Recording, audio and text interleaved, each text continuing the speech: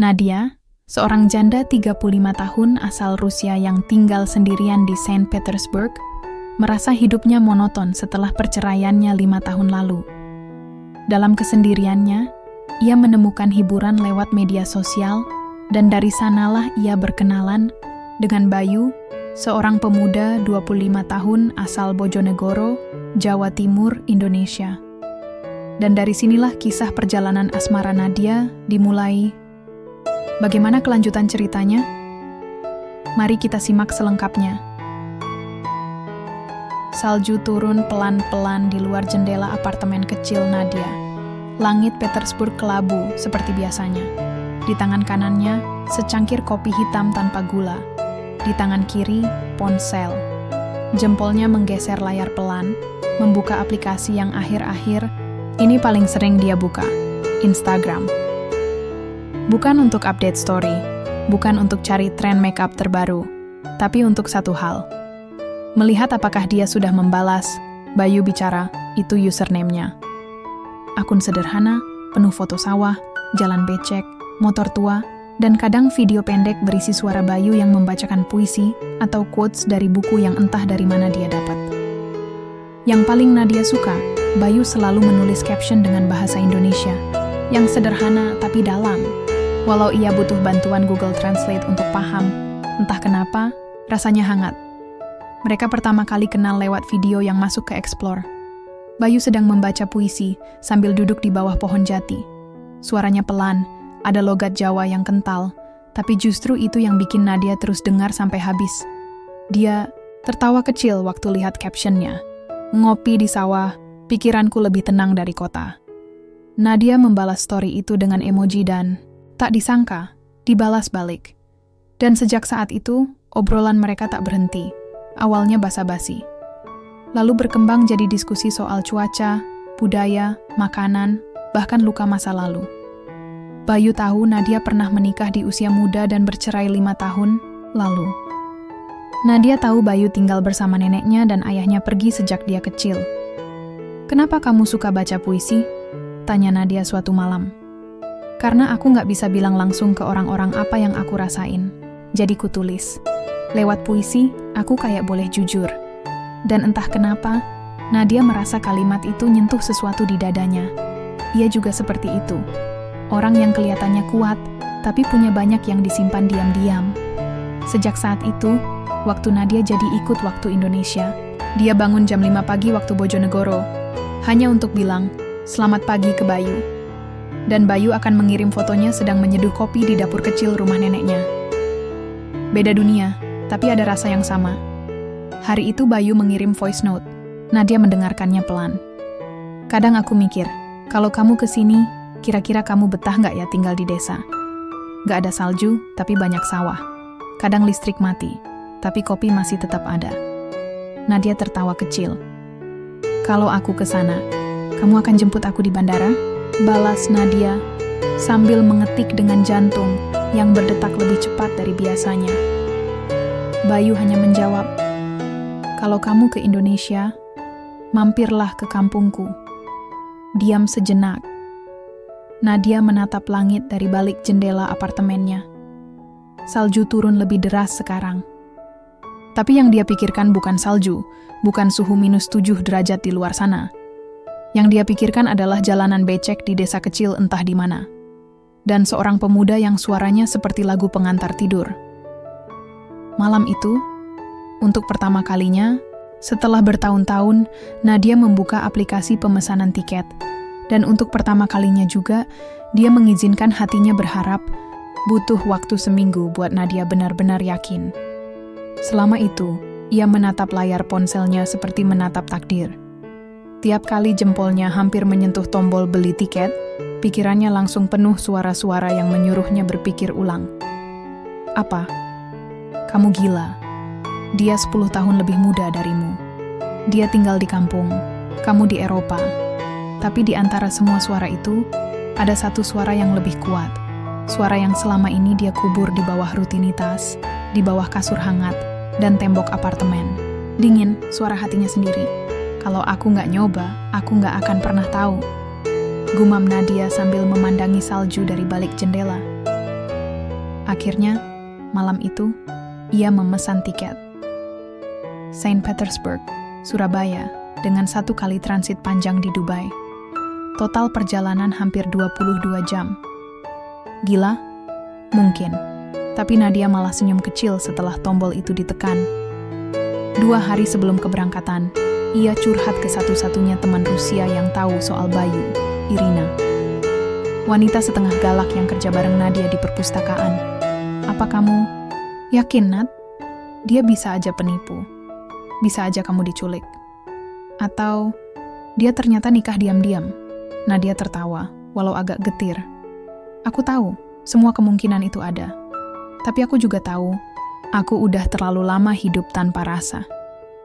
Irina menatap Nadia lama. Lalu, dengan helaan napas berat, dia menyerah.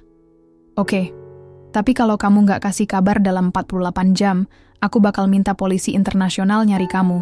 Siap, bos. Hari keberangkatan, Nadia berdiri di bandara dengan koper besar dan ransel kecil di punggung. Wajahnya polos, tanpa makeup, hanya lip balm tipis di bibir yang sedikit kering. Rambut pirangnya dikepang 2, sederhana tapi manis. Saat pesawat take off, ia menatap langit Petersburg yang membeku. Kota yang ia cintai, tapi juga membuatnya mati rasa perlahan. Sepanjang penerbangan, pikirannya nggak bisa tenang. Kadang senyum sendiri bayangin ketemu Bayu. Kadang mendadak panik. Bagaimana kalau mereka canggung, nggak nyambung, atau lebih parah, nggak ada chemistry sama sekali. Tapi Bayu tetap aktif kirim pesan. Pesawatmu jam berapa sampai Surabaya, Nat? Nanti aku jemput pakai motor. Tapi kamu jangan kaget ya, helmnya cuma 1, hahaha. Nadia cuma tertawa. Motor. Helm 1. Bojonegoro. Ini semua seperti cerita dari buku yang tak pernah dia bayangkan dia tulis sendiri. Saat pesawat akhirnya mendarat di Bandara Juanda, Surabaya, langit sudah mulai gelap. Nadia turun dengan keringat, dingin dan langkah hati-hati. Ia mencari wajah yang selama ini hanya ia lihat dari layar kecil. Dan di antara kerumunan orang-orang, dia melihatnya. Bayu. Kaos polos warna hijau tua, jeans belel, dan rambut agak berantakan karena angin. Tapi senyumnya lebar dan tulus, lebih nyata dari yang pernah dia bayangkan. Bayu melambaikan tangan. Nadia? Nadia mengangguk. Kaku, tapi penuh perasaan. Mereka saling mendekat. Jarak yang selama ini hanya ditentukan sinyal dan koneksi wifi kini tinggal sejangkau tangan. Tapi, tak ada pelukan. Tak ada adegan dramatis. Hanya 2 orang asing yang sedang mencoba merasa dekat. Aku senang kamu datang, kata Bayu sambil senyum canggung. Aku juga, terima kasih sudah jemput. Setelah itu, mereka diam beberapa detik. Nadia menatap sekeliling. Udara lembab.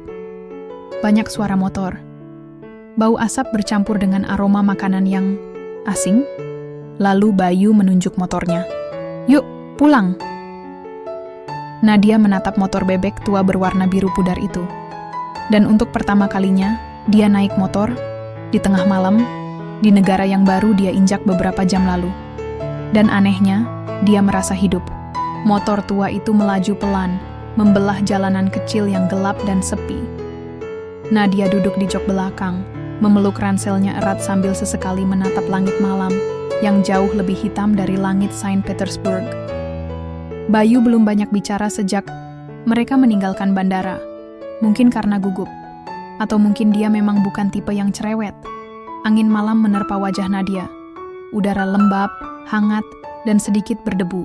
Tapi dia justru merasa nyaman. Perjalanan dari Surabaya ke Bojonegoro butuh waktu hampir 4 jam. Awalnya mereka naik bus kecil dari terminal, lalu disambung naik motor. Di tengah perjalanan, mereka sempat berhenti di warung kecil yang menjual teh manis dan gorengan. Ini tahu isi. Kamu mau coba? Tanya Bayu. Nadia menatap benda berwarna coklat keemasan di tangannya. Bentuknya tidak meyakinkan, tapi dia mencoba. Gigitan pertama membuat matanya membulat. Enak, katanya sambil ngunyah. Bayu tertawa kecil. Itu baru pembuka. Nanti kamu harus coba nasi pecel dan sambal terasi. Kalau terlalu pedas, kamu siap tanggung jawab? Balas Nadia setengah bercanda. Aku siap beliin kamu es teh 2 gelas. Malam semakin larut ketika motor akhirnya berbelok ke jalan sempit yang dikelilingi pohon jati. Lampu-lampu rumah terlihat samar. Di kejauhan, suara jangkrik dan kodok bersahut-sahutan. Nadia memegang erat jaketnya. "Ini rumah nenekku," kata Bayu, menunjuk rumah kayu sederhana di ujung jalan. Rumah itu kecil, dindingnya dari papan kayu, dengan teras kecil dan sepasang sandal jepit di depannya. Ada suara televisi dari dalam, menandakan rumah itu masih terjaga. Bayu mengetuk pintu pelan.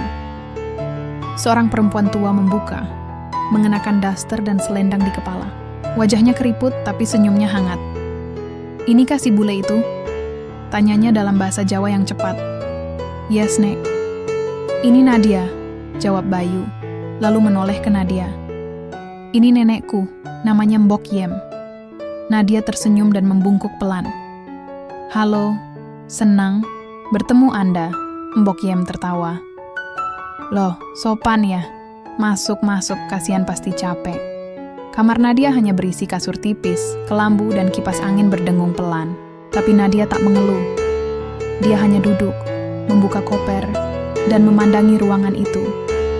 Ruang baru, kehidupan baru, mungkin juga cinta yang baru. Keesokan paginya, ayam berkokok keras membangunkannya. Cahaya matahari masuk dari sela jendela kayu. Nadia bangun dan keluar kamar, disambut aroma kopi dan suara Bayu ngobrol dengan neneknya di dapur. "Kamu bangun juga," sapa Bayu. "Kopi itu untukku?" tanya Nadia. "Tentu. Tapi kamu harus siap, ini kopi tubruk, pahitnya beda."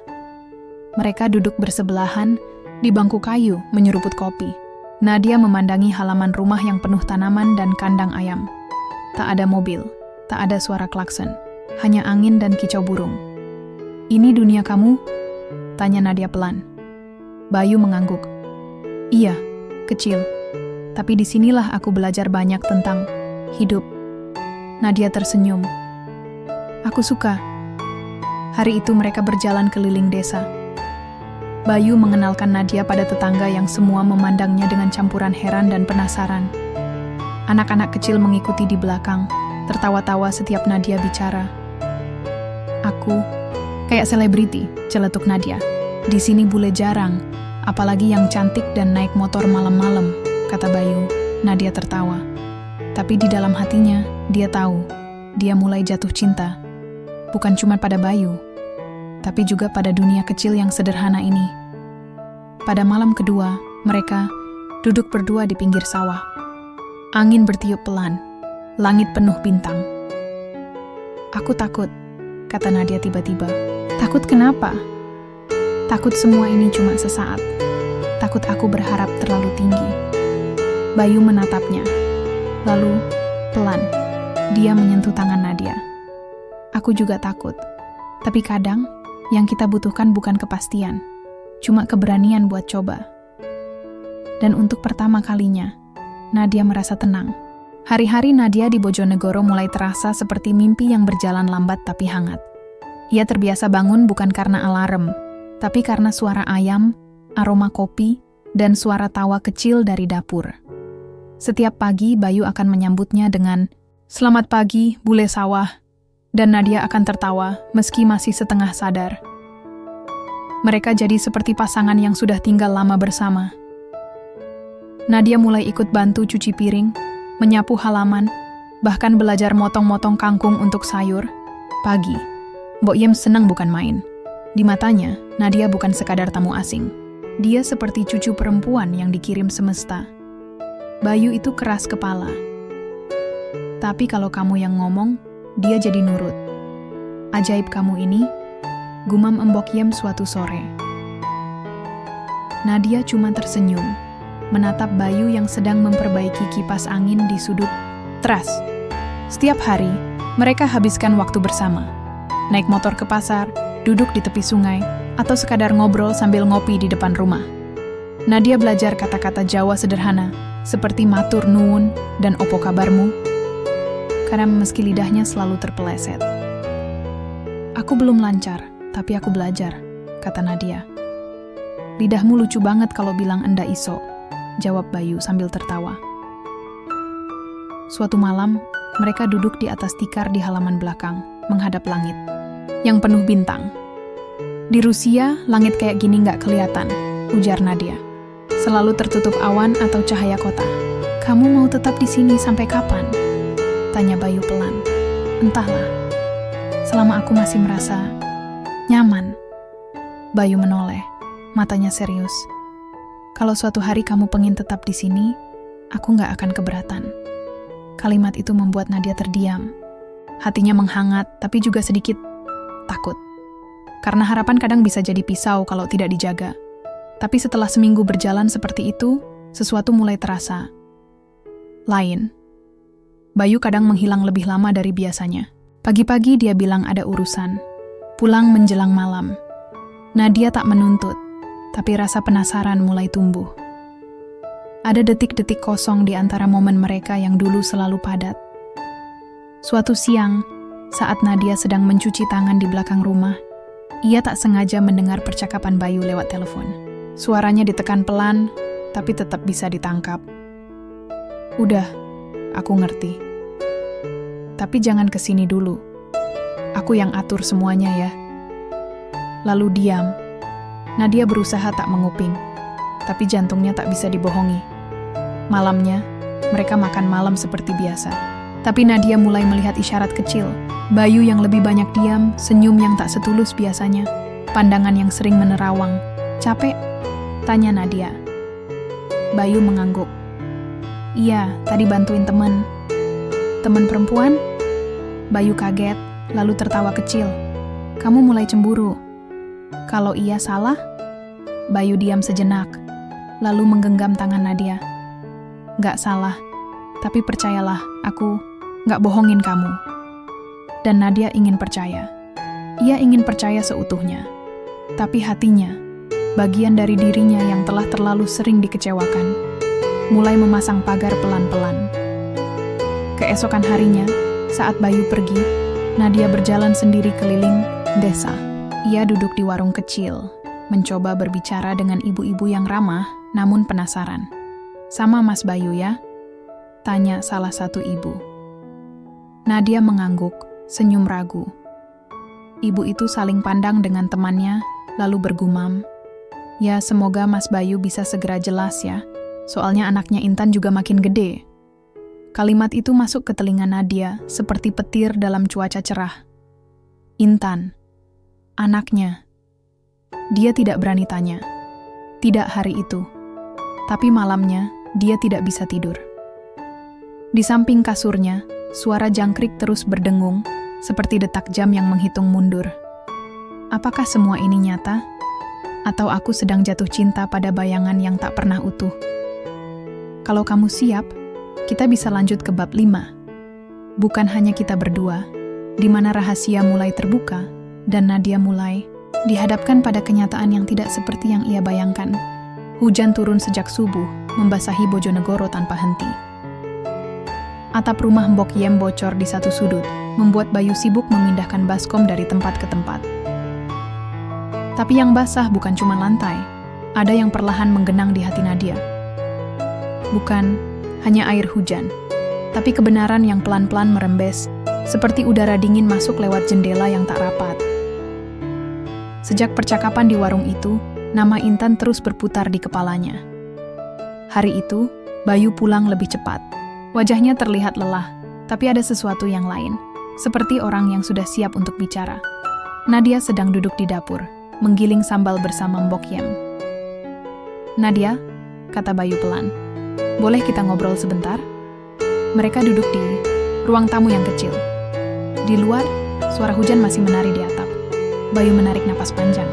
Aku tahu, kamu pasti dengar sesuatu. Tentang Intan. Nadia mengangguk. Tak ada emosi di wajahnya, hanya tatapan tenang yang menunggu kejujuran. Dia, mantan tunanganku. Kami gak jadi nikah. Tapi, kami punya anak. Nadia menunduk. Bukan karena terkejut, tapi karena hatinya pecah pelan, seperti kerupuk yang diremukkan diam-diam. Kenapa kamu gak pernah cerita? Aku takut. Takut kamu pergi. Takut kamu anggap aku hanya main-main. Nadia tersenyum kecil, getir. Tapi justru karena kamu gak cerita, aku merasa asing di dunia yang kamu ajak. Aku masukin. Sunyi mengisi ruangan. Bayu mencoba menggenggam tangan Nadia, tapi kali ini Nadia menariknya perlahan. Aku datang jauh-jauh bukan karena kamu sempurna, Bayu, katanya lirih. Tapi karena aku merasa kamu nyata, dan itu lebih dari cukup. Bayu menatap Nadia, matanya berkaca-kaca. Aku masih ingin kamu di sini. Nadia berdiri. Ia berjalan ke jendela, menatap hujan yang tak kunjung reda. Aku juga ingin tetap di sini, tapi bukan sebagai orang yang kamu sembunyikan dari masa lalumu. Keesokan harinya, langit Bojonegoro masih mendung. Nadia mengepak kopernya dengan tenang. Mbok Yem memeluknya erat, menciumi pipinya sambil berucap dalam bahasa Jawa yang tak sepenuhnya dia mengerti. Tapi ia tahu, itu doa. Bayu mengantar sampai ke terminal. Tak banyak kata yang diucap, hanya diam yang penuh arti. Saat bus datang, Nadia menoleh sekali lagi. Menatap Bayu, menatap kampung kecil yang untuk sesaat terasa seperti rumah. Terima kasih untuk semuanya. Bayu menahan senyum, lalu berkata, kamu boleh kembali kapanpun, bahkan kalau cuma mau minum kopi di teras. Nadia tersenyum, air matanya menetes satu, tapi hatinya utuh. Di dalam bus, ia duduk dekat jendela. Bojonegoro perlahan menjauh. Sawah, pohon jati, warung kecil, jalan becek, semua menjadi kenangan. Tapi tidak pahit. Hanya manusiawi. Dan untuk pertama kalinya setelah sekian lama, Nadia merasa bukan sedang melarikan diri, tapi pulang, dengan hati yang pernah berani jatuh, dan sekarang lebih berani berdiri sendiri.